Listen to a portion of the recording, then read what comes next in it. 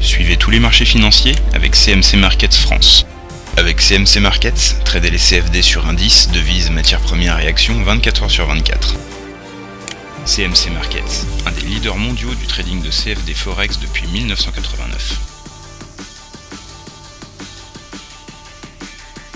Salut, c'est Trado. Voilà la vidéo de mise à jour pour l'indice parisien. Bon, je suis assez circonspect une fois de plus parce que je m'attendais à un retour sur la moyenne mobile à 20 séances. C'est ce qui se passe généralement lorsque l'on franchit à la baisse la M7. Mais le simple contact avec la base du biseau noir semble avoir suffi, un petit peu comme hier, à provoquer une réaction épidermique à la hausse. Regardez, hein, c'est clair, hein, hier et aujourd'hui.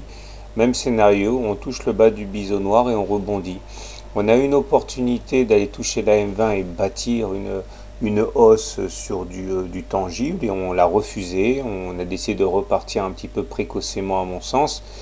Et c'est peut-être d'ailleurs pour ça qu'on n'a pas réussi à repasser la M7 à la hausse, hein. C'est-à-dire qu'en séance, on a bien dépassé la M7, on peut le voir à la mèche haute, mais en clôture, on termine en dessous de la M7, ce qui montre bien qu'on manque de carburant, hein. Beaucoup d'intervenants doivent être également assez dubitatifs par rapport à l'absence de contact avec la M20. D'ailleurs, on a un doji aujourd'hui, ce qui montre bien qu'il y a une indécision, puisque le niveau d'ouverture et de clôture sont équivalents.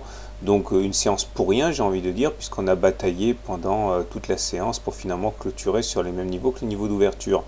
Les indicateurs techniques demeurent contrastés, avec un stochastique qui est sous son signal, et un MACD qui lui aussi est clairement sous son signal. Si j'arrive à le voir, ben voilà, la plateforme qui ne veut pas réagir, voilà.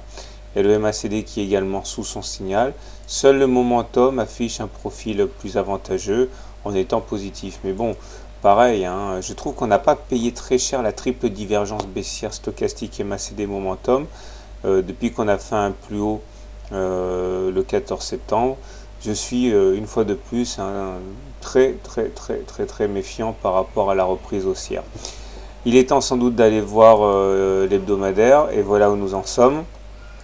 Je vous rappelle que nous avions une figure en tasse avec Anse ici, dont la ligne d'eau sur les 3276 invitait à reporter la hauteur de la tasse au-dessus de la ligne d'eau. Ça veut dire un objectif à terme de 3680, assez ambitieux.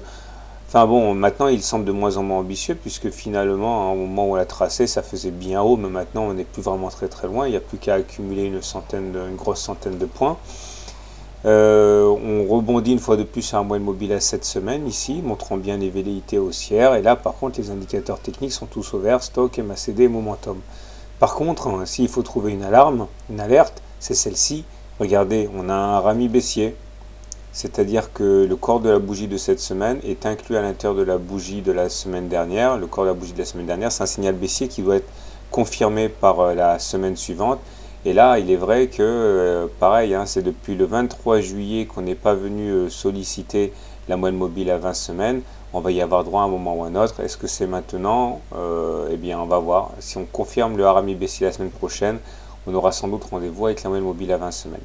Voilà, donc pour faire simple, tendance haussière en hebdo, tendance haussière en journalier. Apparemment, tous les signaux semblent au vert, si ce n'est cette liberté que l'on prend par rapport à la M20 et qui finit par devenir un petit peu trop manifeste sur les deux unités de temps. Voilà, bonne soirée, bon trade, à demain. CMC Markets, un des leaders mondiaux du trading de CFD Forex depuis 1989.